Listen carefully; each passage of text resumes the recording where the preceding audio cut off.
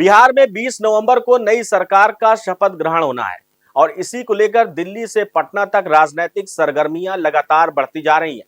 जदयू के वरिष्ठ नेता ललन सिंह और संजय झा की सोमवार देर रात अचानक दिल्ली बुलाया गया, जहां उनकी केंद्रीय गृह मंत्री अमित शाह के साथ महत्वपूर्ण बैठक हुई।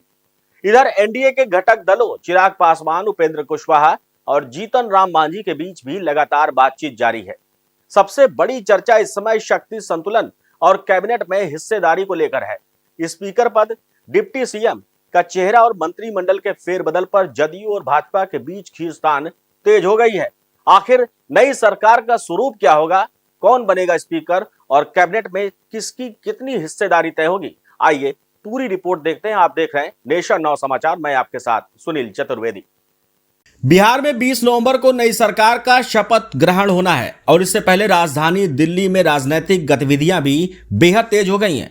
पटना के गांधी मैदान में शपथ ग्रहण समारोह की तैयारियां शुरू हो चुकी हैं, लेकिन इसके साथ ही सत्तारूढ़ गठबंधन जदयू बीजेपी के भीतर नए कैबिनेट को लेकर खींचतान भी सामने आने लगी है।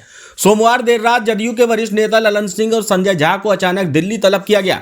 दोनों चार्टर्ड विमान से दिल्ली पहुंचे, जहां केंद्रीय गृह मंत्री अमित शाह से मुलाकात हुई। सूत्रों के अनुसार बैठक का प्रमुख एजेंडा नए कैबिनेट के चेहरे और शक्ति संतुलन को लेकर चल रही बातचीत है। इधर लोक जनशक्ति पार्टी प्रमुख चिराग पासवान, रालोमा के उपेंद्र कुशवाहा और हम के जीतन राम मांझी भी दिल्ली में मौजूद हैं। रविवार को इन नेताओं की अमित शाह और भाजपा अध्यक्ष जेपी नड्डा से चर्चा हो चुकी है। मंगलवार को बिहार भाजपा के बड़े नेता भी दिल्ली पहुंचने वाले हैं। सूत्र बताते हैं कि भारत सरकार में समान भागीदारी को लेकर दोनों दलों में मतभेद गहरे हो गए हैं। मुख्यमंत्री पद हमारे पास है, जदयू का दावा है, इसलिए विधानसभा अध्यक्ष का पद हमें मिलना चाहिए। विधान परिषद के सभापति का पद भाजपा के पास होने के कारण विधानसभा अध्यक्ष का पद जदयू को मिलना स्वाभाविक है। जदयू एक डिप्टी सीएम पद भी चाहता है। वहीं भाजपा की दलील है कि मुख्यमंत्री पद जदयू के पास है, इसलिए अगला बड़ा पद स्पीकर भाजपा को ही मिलना चाहिए। भाजपा दोनों बड़े पद अपने पास रखना चाहती है। शक्ति संतुलन पर सोमवार को ही आरएसएस नेताओं की 3 घंटे लंबी बैठक हुई, जिसमें स्पीकर, डिप्टी सीएम और भावी कैबिनेट के चेहरे पर चर्चा हुई। चर्चा पूरी होने के बाद ही जदयू नेताओं को दिल्ली बुलाया गया।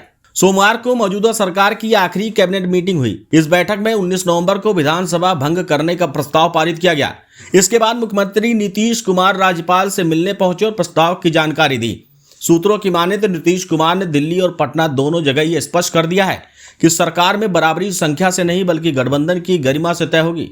सूत्र बताते हैं कि पिछली सरकार में जदयू कोटे से 13 मंत्री थे। इनमें से 10 को फिर से मंत्री बनाए जाने की संभावना है। भाजपा कोटे के 19 मंत्रियों में बड़ा फेरबदल संभव है। डिप्टी सीएम विजय सिन्हा को भी बदला जा सकता है। सम्राट चौधरी को लेकर अभी स्थिति स्पष्ट नहीं है, लेकिन वे रेस में अभी भी बने हैं। भाजपा की ओर से मंगल पांडे और रजनीश कुमार में से किसी एक को डिप्टी सीएम बनाए जाने पर चर्चा है। सूत्र ये भी बताते हैं कि भाजपा जिस भी नेता को डिप्टी सीएम बनाने का प्रस्ताव देगी, उस नाम पर अंतिम फैसला नीतीश कुमार की स्वीकृति से ही होगा। स्पष्ट है कि 20 नवंबर के शपथ ग्रहण से पहले जदयू और भाजपा दोनों ही अपने अपने हिस्से और प्रतिष्ठा को लेकर पूरी रणनीति के साथ बातचीत में जुटे हुए हैं। स्पीकर पद, डिप्टी सीएम और मंत्रिमंडल में प्रतिनिधित्व जैसे अहम मुद्दों पर अंतिम निर्णय जल्द सामने आ सकता है। नीतीश कुमार ये साफ कर चुके हैं कि गठबंधन की गरिमा और संतुलन को ध्यान में रखकर ही आगे बढ़ा जाएगा। हम इस राजनीतिक घटनाक्रम पर लगातार नजर बनाए हुए, जैसे ही कोई बड़ा अपडेट आएगा हम आपको तुरंत जानकारी देंगे। बने रहिए नेशन नाउ समाचार के साथ और देखते रहिए ताजा तरीन खबरें।